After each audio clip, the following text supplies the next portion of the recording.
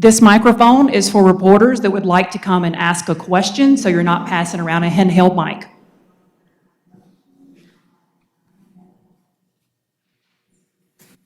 Good morning.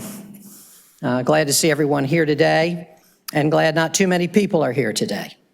I want to welcome the members of the press, and especially want to welcome the members of the public who are watching this press conference at home. Home is exactly where people need to be right now. This morning, I am amending my declaration of a state of emergency in the city of Durham to issue a stay-at-home order for our city.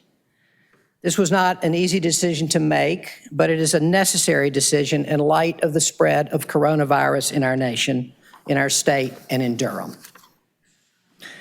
To date, North Carolina has reported 500 cases of the coronavirus, and as of last night, we had reported 74 cases of the coronavirus right here in Durham.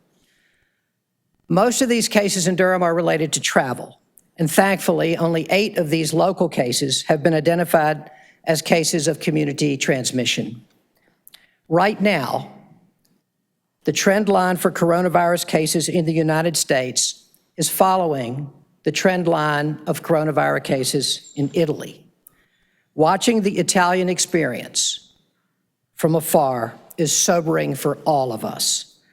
69,000 cases have now been identified in Italy. More than 26,000 cases have broken out in the state of New York alone. Right now, the number of cases in New York is doubling every 3 days. We are fortunate that the numbers in North Carolina and in Durham are still low, and the point is to keep it that way. What we know about this virus is that it spreads easily and fast. Once cases begin multiplying, as they have in Italy and in New York, the rise in the number of cases is exponential. And that is exactly what we are trying to avoid and to stop here in Durham. As a Duke Health executive said to me yesterday, this is our window for social distancing to work. This is our best time to intervene. Let me repeat that. If we're going to stop the spread of the virus, this is our window. We can't wait until we are inundated with cases and our healthcare system is stretched to the limit. Acting then is way too late. It is exactly now, when we don't have many cases, that we have to act to suppress the virus. I know that the stay-at-home order that I'm about to describe will create difficulties for many people. And I know that previous orders by myself and Governor Cooper have already created hardships. Closing theaters and gyms and hair salons has put many people out of work. And I will promise you that neither I nor the governor take these decisions lightly. These are agonizing decisions, not ones that I expected to make when I was elected to be the mayor of Durham. And my heart goes out to everyone who has lost their job because of the virus and because of its consequences. Our whole community is hurting because of this. Here's the important thing to remember as we think about the effects of these orders and restrictions. While some of them are dramatic, here's the truth. The earlier we act, the better our chances of success in reducing the spread of this virus and of saving lives. And the earlier we act, the shorter will be the economic disruption in our lives, and the quicker our friends and neighbors who have lost their jobs or who are out on furlough, the more quickly they will be able to get back to work. Acting now can not only minimize the health effects of the virus, but can also minimize the economic disruption.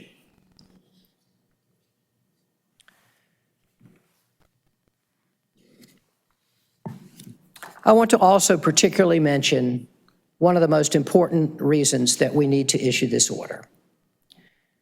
We are so fortunate in Durham to have as a crown jewel of our community, Duke University Hospital and Health Systems. There are a few communities in the nation, there are a few communities in the world that have the healthcare system that we have here in Durham. And when you talk about employment, think about the number of employees that are at Duke. This is the largest private employer in the state. And the folks that work at Duke Health Systems are the folks that will keep our community safe. And in order to protect those health workers, our frontline health workers in the Duke system, whether they be at Duke Hospital proper, Big Duke as it's sometimes called, whether it be at Lincoln Community Health Center, where it be at Duke Regional Hospital, we need to protect the frontline health workers from this virus. And we need to make sure that they're able to give the care that our community needs. That's one of the most important reasons we have to stop the spread of this virus. We have to slow the spread of this virus. We have to make sure that they are not inundated, that they are not overwhelmed. I have been on the phone over the last several days with the leaders of the Duke University Health System. They are prepared. They are as prepared as any hospital system in this country. But we have to help them, and we have to help the frontline workers be safe and to be able to do their work well on behalf of the rest of us. Let me say a couple of things about this order. First of all, this is a stay-at-home order. I'm going to distinguish between that and the language that some people are using, which is shelter in place. Shelter in place is often used as a term when there's an active shooter situation, or when I was young, we used to talk about it in terms of fearing a nuclear attack or something like that. And that is a word that I think, shelter in place, I think, is a phrase that really can engender fear. This is not something we need to be afraid of if we act. If we act. We have the power to control this, we as a community. There is no need to fear this virus if we act. And the way we can act together is to stay at home. This is a stay-at-home order, and we need not fear it. We need to act collectively as a community to do this work. A lot of times we think about trying to help people by coming together in one place, giving a hug, to offer love or affection or condolence or all the things that touch can bring to us. We have to offer another kind of kindness now, and that is the kindness of distance. And in many ways, it's harder. But it is something that we have to do together. Before I talk about the specifics of the order, I want to also talk for just a moment about a couple of other things. One is the governor's work so far on this. I am so appreciative of the strong and steady leadership that Governor Cooper has given throughout this crisis. He has taken very important actions, and they have been steady and they have been solid, and I have so appreciated the tone he has set and the fact that our state is out ahead of so many other states in the way we are dealing with this virus. I am hopeful that the governor will issue a statewide stay-in-place order, stay-at-home order, that he will issue a statewide stay-at-home order in the near future. I understand that his challenges are different than ours. He's the governor of a state that has, some counties have no cases, and I understand the dilemma that he feels he is in, but we are going to take this action here in Durham because we know it is right for our community where we already have 74 cases.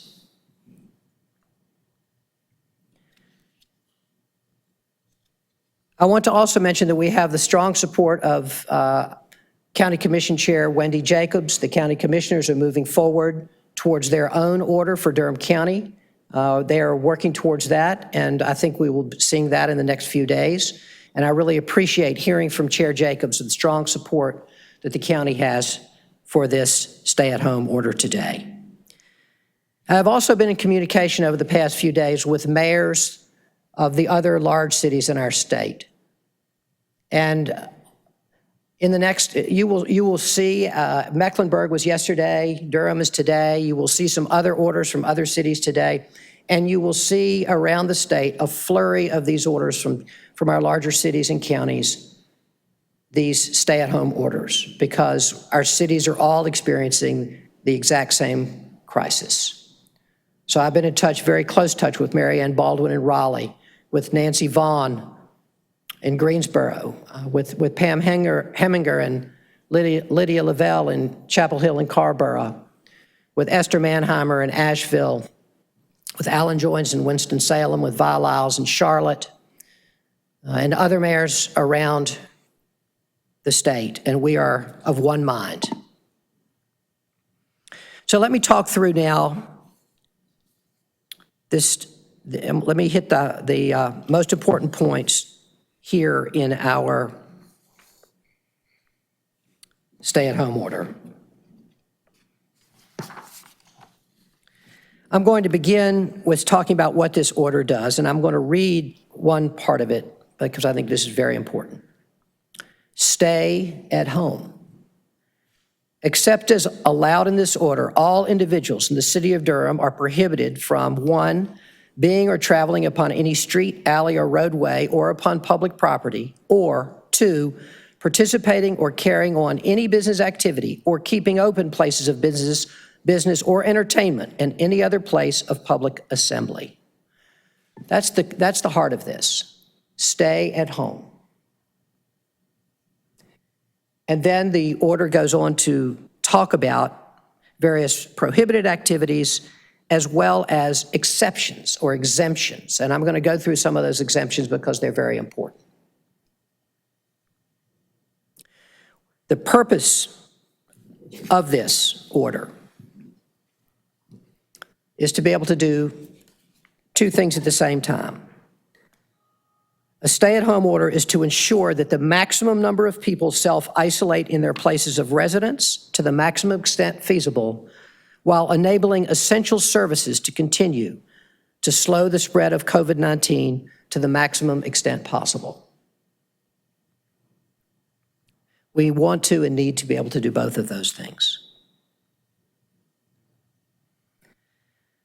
We know that we have individuals experiencing homelessness, and we address this as part of the stay-at-home order. And they have no home to go to. So we are making lots of efforts, and the order speaks briefly to this, but we are strongly urging these homeless folks to obtain shelter, and governmental and other entities are strongly urged to make such shelter available as soon as possible and to the maximum extent practicable. We have in our Emergency Operations Center now, we have a group dedicated to supporting our homeless residents, which will include developing a facility for quarantine of homeless residents who may have the virus, do not need to be in the hospital, but need to be isolated and have no home to isolate in, as the rest of us do, or maybe have taken the test, have not gotten the results of the test back, but need to be isolated until they get the test results back. We will be developing a facility, as other communities have done, to do that. This stay-at-home order prohibits all public and private gatherings of more than 10 people, except for limited purposes, which are explained in this order. Let me just say that although this says up to 10 people, this is only with social distancing. If you and your friends, we had the recent gathering at Carolina Arbors not long ago. And at Carolina Arbors, the residents there all got on the street together, but they stayed 10 feet apart. What we're not endorsing is gatherings of people in a situation like that, you know, at the end of your cul-de-sac or on your street where people are close together. Up to 10 people, but socially distanced. Those are both critical. We're also prohibiting any contact sport, team sport, or other physical activity where social distancing cannot be maintained at all times. We have seen young people playing on our basketball courts, which I love playing basketball, and I played it till I was 50 years old every time I had the chance. But we can't do it right now, and our young people have to understand that. Also, the order calls for all businesses and operations in the city, except for essential business operations, to cease all activities. And I'm going to talk about the essential business operations in a moment. And all places of amusement where people may gather, whether indoors or outdoors, also must cease activity. And most of these were already covered in the governor's order of yesterday. So what are the essential activities that are allowed under this order? And this is very important. First, any activity related to health and safety, tasks essential to the health and safety of our community. So, for example, emergencies, people seeking emergency services, obtaining medical supplies or medication, visiting a healthcare professional. Another category is necessary supplies and services for people's households. So, for example, groceries, food, other critical products for safety and sanitation in the essential operation of people's residences. This is also exempted. You can go out for those things. You can also go out for outdoor activity under this order. So this stay-at-home order does not prohibit certain outdoor activities, and let me talk about those outdoor activities, because I believe that we can still be safe with certain outdoor activities, and here's what they are. No team sports, but people are allowed to go outside for walking, hiking, running, biking, golfing, and playing tennis. So let me talk about the last two. With golfing and playing tennis, this can only be done if there is social distancing.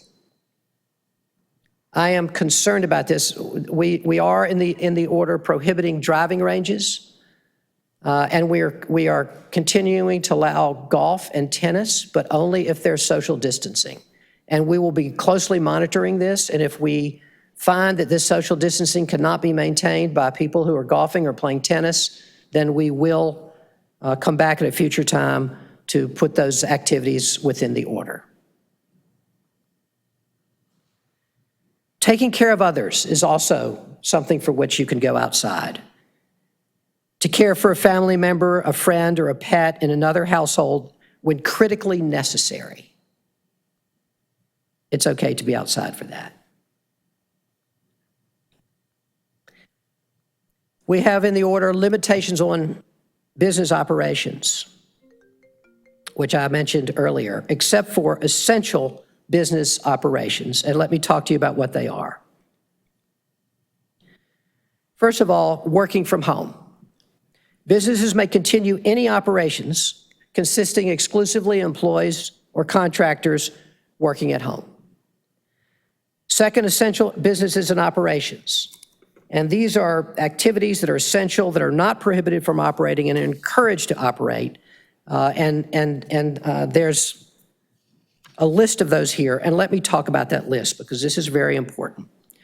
First of all, there's this, what is called the CISA list, and that is the list provided by the Department of Homeland Security, which defines essential businesses for our Homeland Security, cybersecurity infrastructure that is so critical to our country. And these are essential services. For example, our electrical grid is a critical service and critical infrastructure that's covered under the CISA regulations. And these will not be prohibited. They are exempted from this order. Second is businesses that sell, produce, or distribute groceries, medicine, or essential household goods. They are also exempted from this order. Human services operation. So for purpose of this order, individuals can leave their residence to work for a human services operation or to obtain the services of a human services operation that cannot be accessed remotely. And the order goes on to say, before leaving home to obtain such human services, individuals in need should first seek to access these services by telephone or through digital or other online access. And all human services operations are strongly urged to make such services available by telephone, online, and/or digital access as a first option for clients. And as you read the order, you will see that there's a theme here for human services, for financial services, for especially for healthcare services. We are asking individuals to first, before you access these services in person, if you have a critical need, to access them first by telephone or through digital means. And we are asking all the organizations that provide those services to provide that sort of distance access. It's critically, critically important. Also exempted from the order is healthcare and public health operations. And again, I want to emphasize, before leaving home, to obtain access to healthcare and other public health services, individuals in need should first seek to access these services by telephone or through digital or online access. Also exempted, as you reporters will be happy to hear, exempted from this order is media and First Amendment protected speech, which includes our press. We have also put a special, we've also made sure that we put into this provision, in terms of First Amendment and protected speech, that expressly permitted are services, counseling, pastoral care, and other activities provided by religious organizations to the members of their faith community, where such services can be made available by telephone, online, and/or digital access. And I'm going to have a special message for our pastors at the end of my talk today. Exempted from the order also are gas stations and businesses needed for transportation. And then financial and insurance institutions, banks, insurance companies, and financial services institutions where such services cannot be provided online or digitally.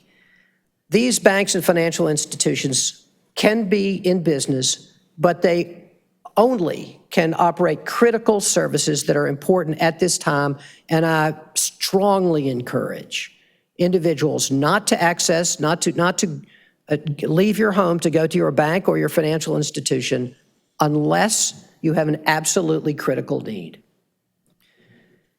Exempted also are hardware and supply stores, which sell electrical, plumbing, and heating material, which are critical at this time, and the critical trades, the critical building and construction trades are also exempted from this order. They're needed at this time as well. The mail, the post, shipping, logistics, and delivery and pickup services, your postal service will still be operating. For educational institutions, here's what the order says. We are following the guidance that we have already received, we're following guidance that we've received on this. I think it's important. Public and private pre-K schools, colleges, and universities, for purposes of facilitating distance learning, performing critical research, or performing essential functions, provided that social distancing of 6 feet per person is maintained to the extent possible.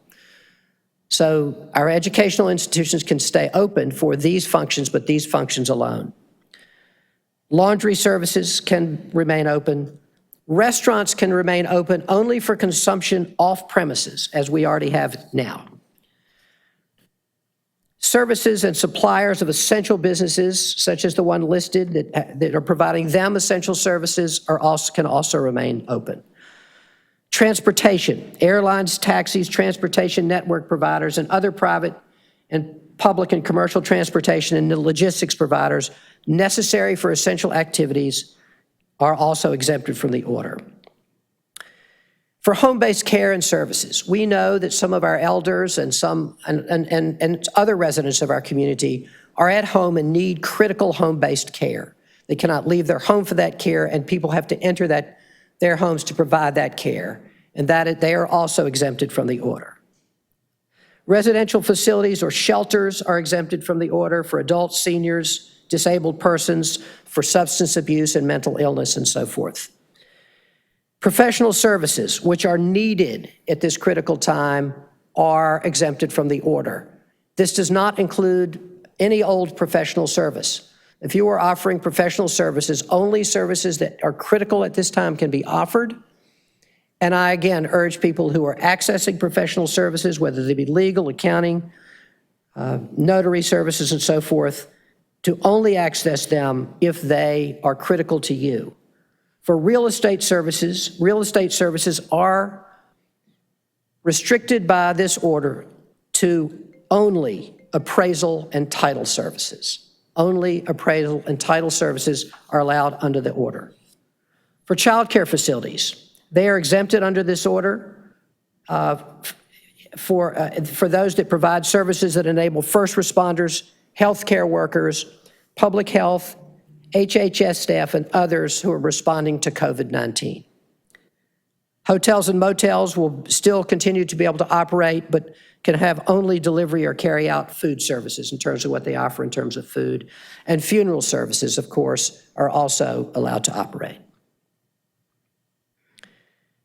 Also allowed to operate are outdoor businesses or services.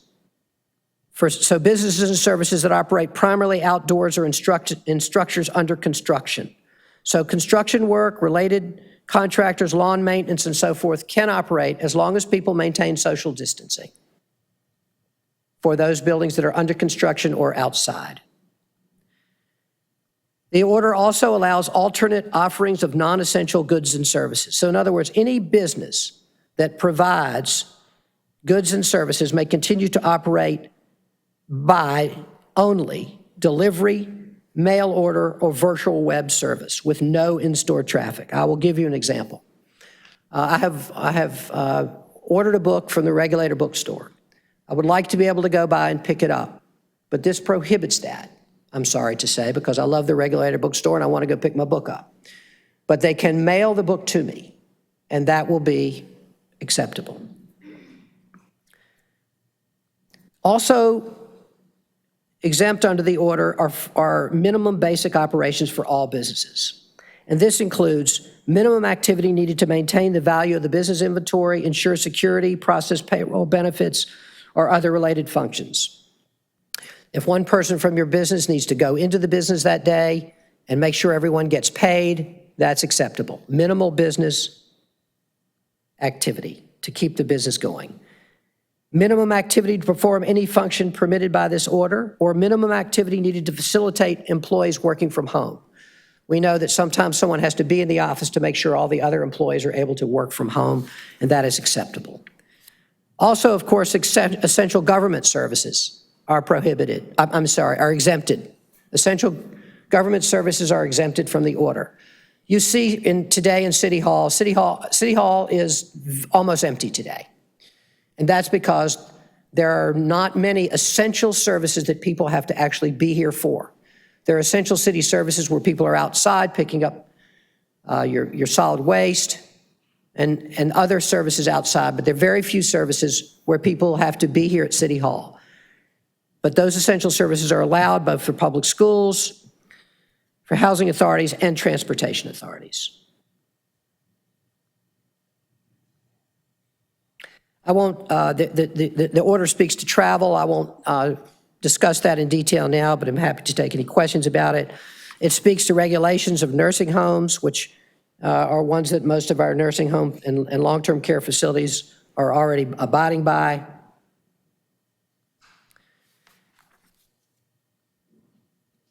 And the order, I'll read this part of the order. I hereby order all City of Durham sworn law enforcement officers, emergency response personnel, and all other Durham employees subject to our control to cooperate in the enforcement and implementation of the provisions of this order.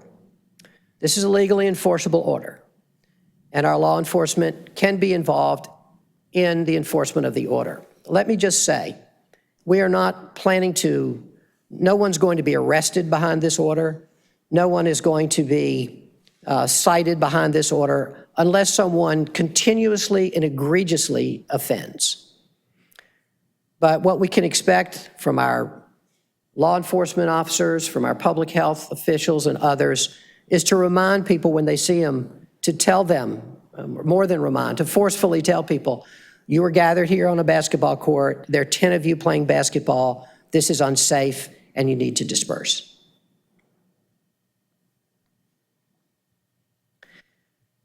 So this order I have signed this order, and it is now in effect, and it will be in effect through April 30th, 2020. It will be in effect through April 30th of this year. However, this order will be regularly reviewed and evaluated for its necessity and its efficacy, and it may be revised, amended, extended, or shortened based upon the impact of the COVID-19 epidemic. If the order can be shortened and we do not have to stay at home through April 30th, certainly we will shorten the order. But the order as currently written lasts through April 30th. I want to say a few more things now before I take questions. First of all, this order will be translated into Spanish, and it will be posted on the city website in Spanish by tomorrow.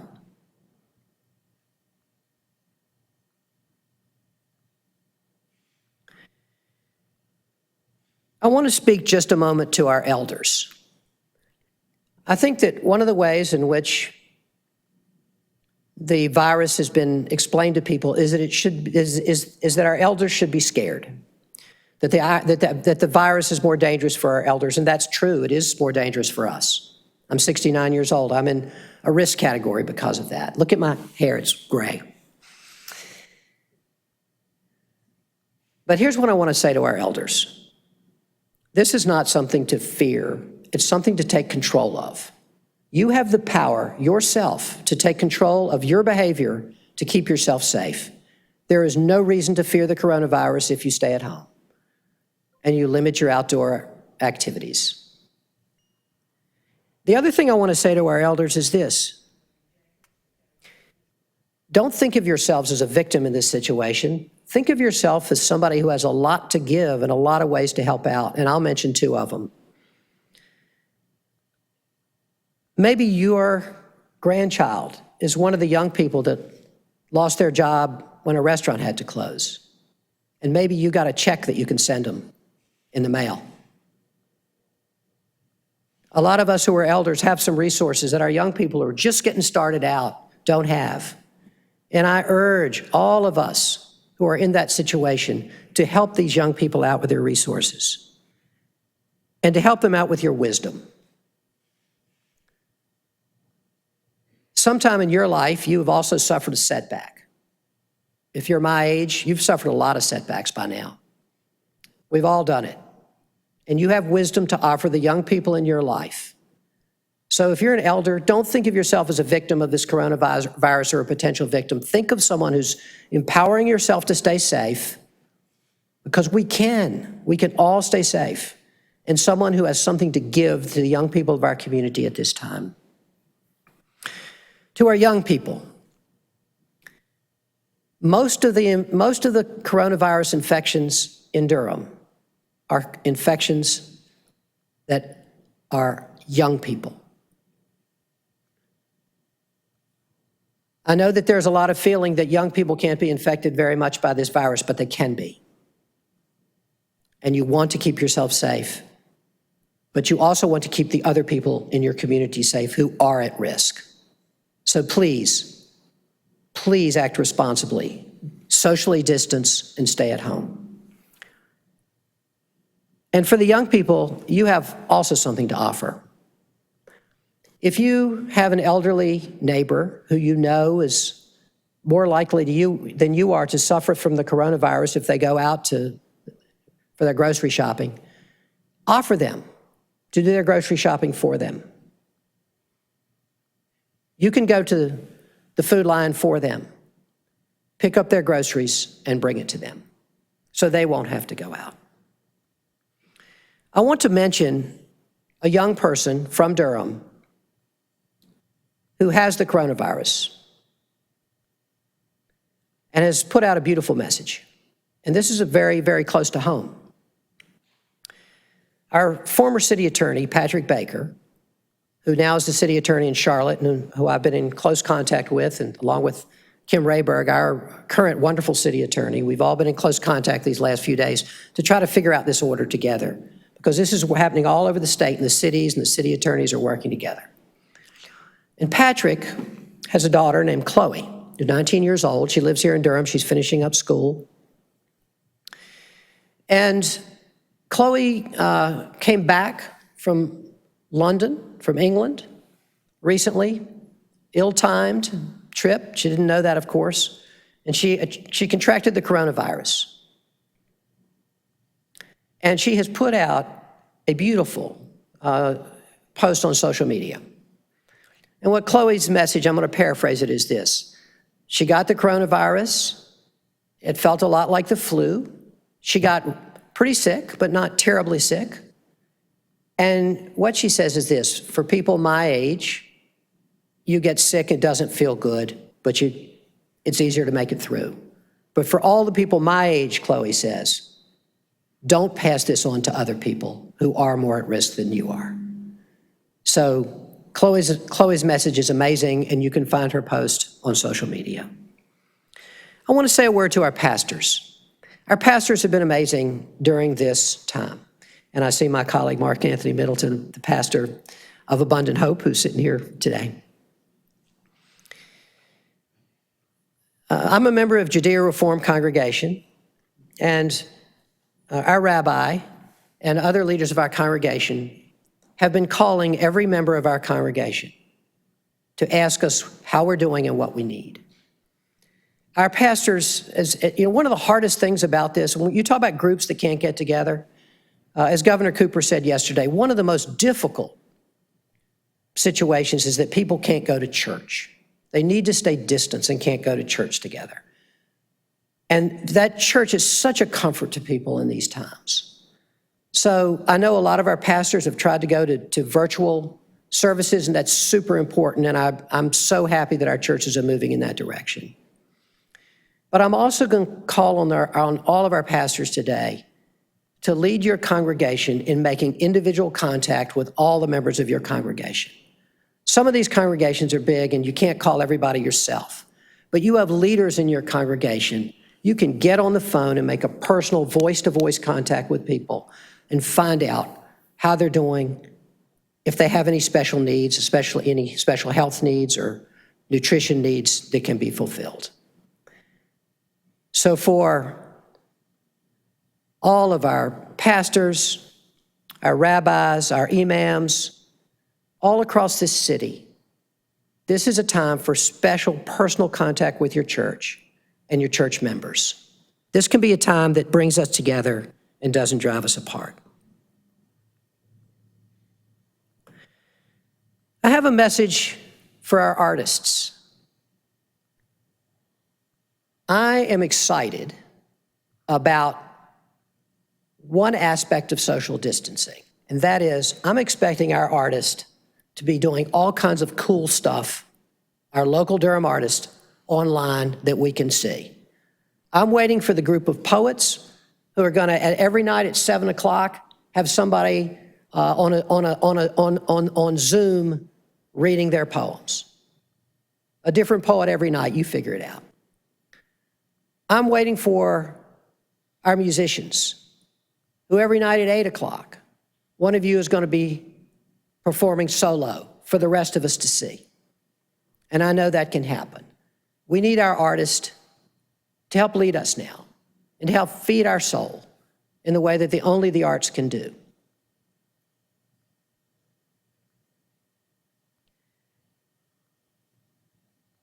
A couple of nights ago, I did another really fun thing in terms of social distancing, which is I had a dinner by Zoom with my brother's family in Richmond and my sister's family in Philly. There are many ways we can get together by distance, and I urge all of us to take advantage of those ways to make contact with each other face-to-face, even if it's over the internet. So do all the things that you know can keep social distancing fun for you. Take a walk around the block, but socially distance. Pull out the knitting, read your favorite novel again, see if you can beat that video game that you never could beat before. Do all of those things to try to keep yourself enjoying this time. We want to create a safe city, and we can create a safe city if we do it together. Each of us can act so all of us are safe. And that's what this stay-at-home order is about. And now I'm happy to take any questions that you may have. Virginia?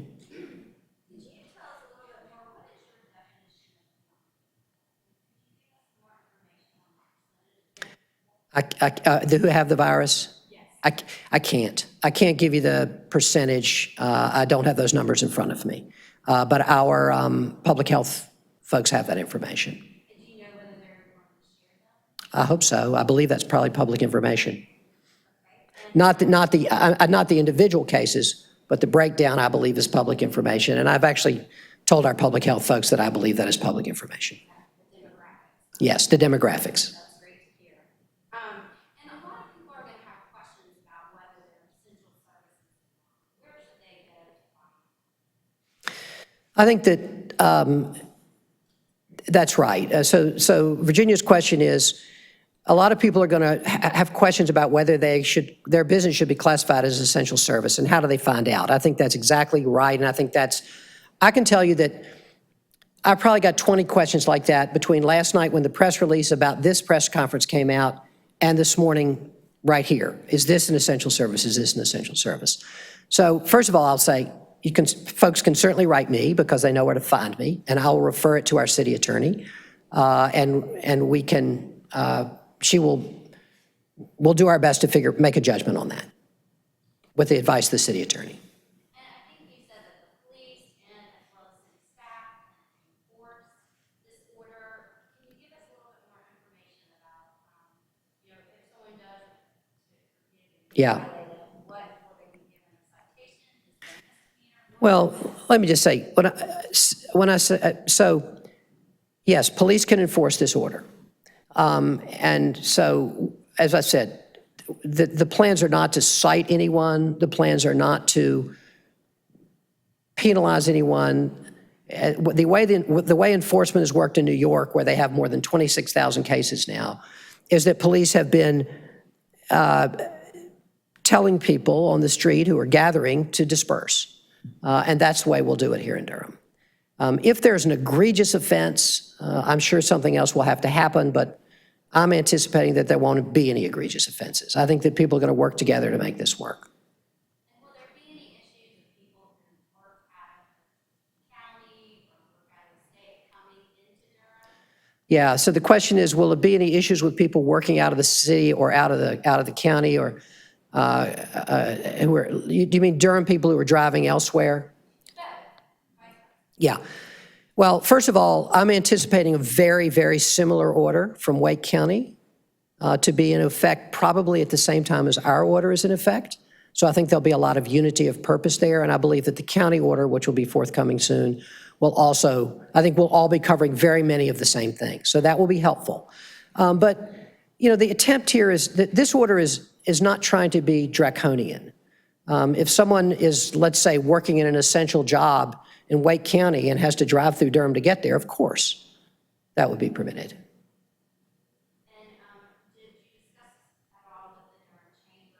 Yes. State Chamber and more? Yes. I haven't discussed it with the State Chamber, but I have discussed it with Jeff Durham and Brian Fox, who's both for the Durham Chamber. And I'll let them speak about whether or not, let's just say they are supportive. They are supportive, for sure. And you can talk to them about any nuance to that, but they're very supportive. They're understanding for the need for the order. Their concern was the exemption of essential businesses.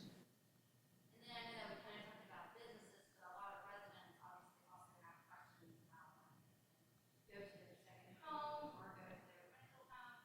Where do they go to find it?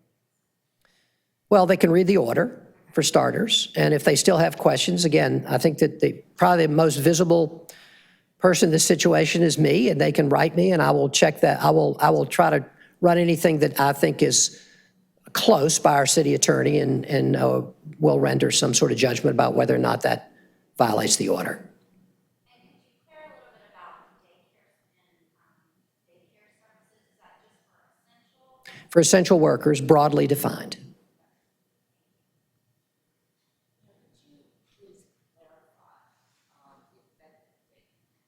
Thank you. The effective date is Thursday, tomorrow at 6 o'clock. The effective date is tomorrow at 6 o'clock. Thank you. I'm sorry, Chris? Yeah, this order is effective tomorrow, Thursday at 6 o'clock. Yeah. In the evening. Yeah, tomorrow at 6 o'clock in the evening. Don't come to the mic. No, I don't want people to come to the mic because let's all keep ourselves away from each other's mics. Yeah, but go ahead. You say this order will be ready in Spanish tomorrow? Yes. Be ready in Spanish tomorrow. I actually apologize it's not ready in Spanish today. I'll tell you why it's not. It's not because we've been working on this order very closely and very intensely all the way up and through this morning, and I didn't have the opportunity to get it translated yet. So my apology to our Spanish-speaking community, but it will be up tomorrow.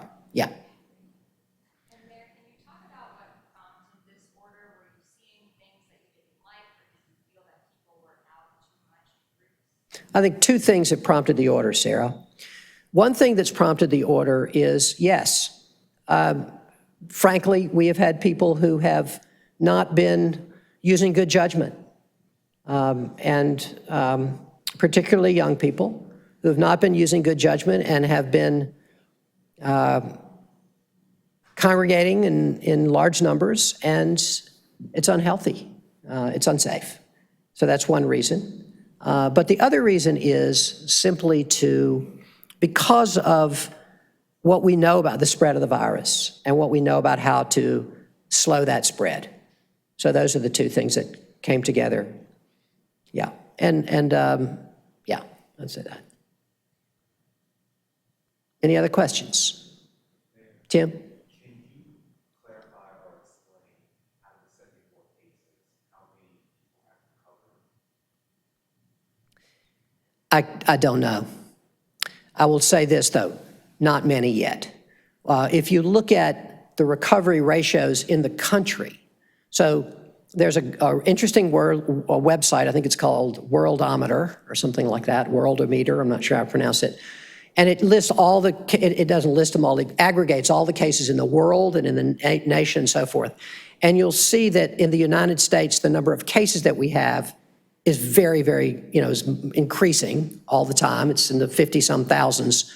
But the people who listed are recovered is very few, because people are not counted as recovered until they've gone through the 2-week period, until they've had the virus and then are clearly clear of it. So very few people who've gotten the virus, a very small proportion of the people who have contracted the virus in the United States are now classified as cured. You know what I'm saying? So I'm sure in Durham that percentage is also very low. Could you also, I guess, clarify goods and services? You mentioned like going to a bookstore to pick up a book. I have a feeling that some people will have questions about what types of Yeah, goods and services. sure.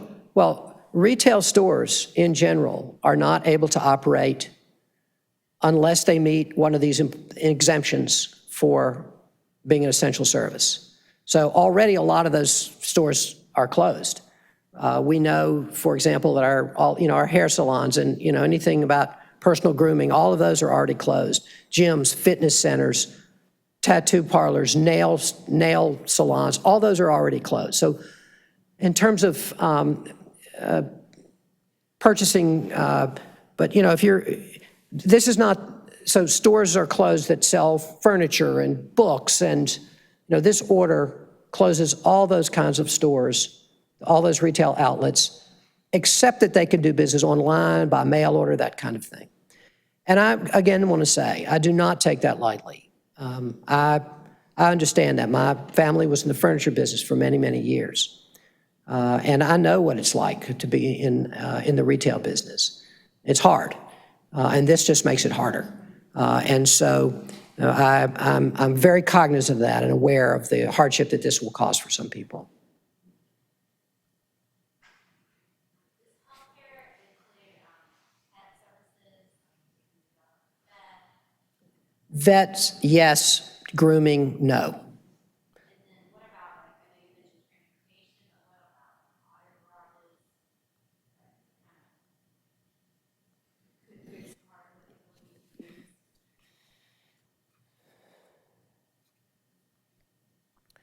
Yes, gas stations, auto supply, automotive, farm equipment, construction equipment, repair, and related facilities are deemed essential. Does that mean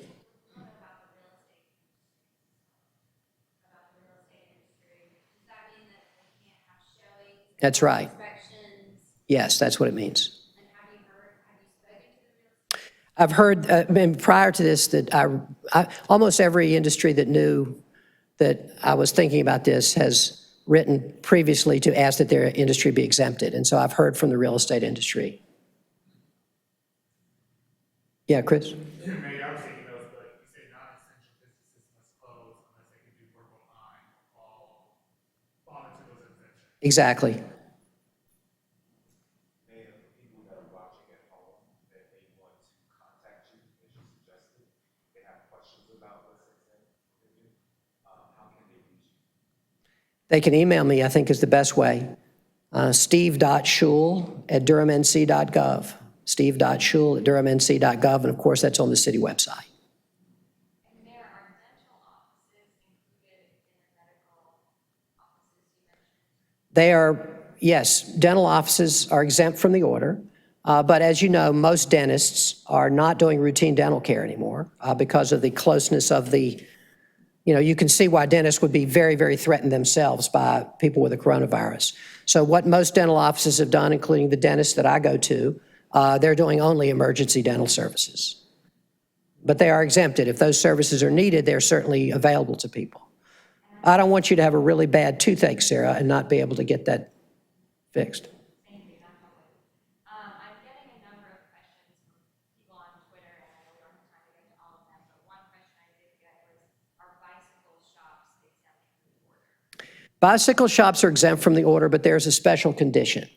Bicycle shops are exempt from the order, but they must do their business curbside.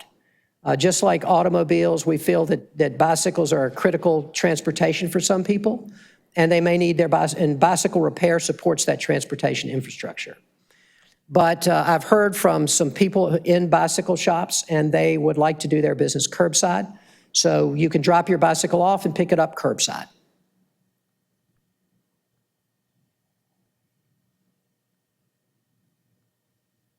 Any more questions?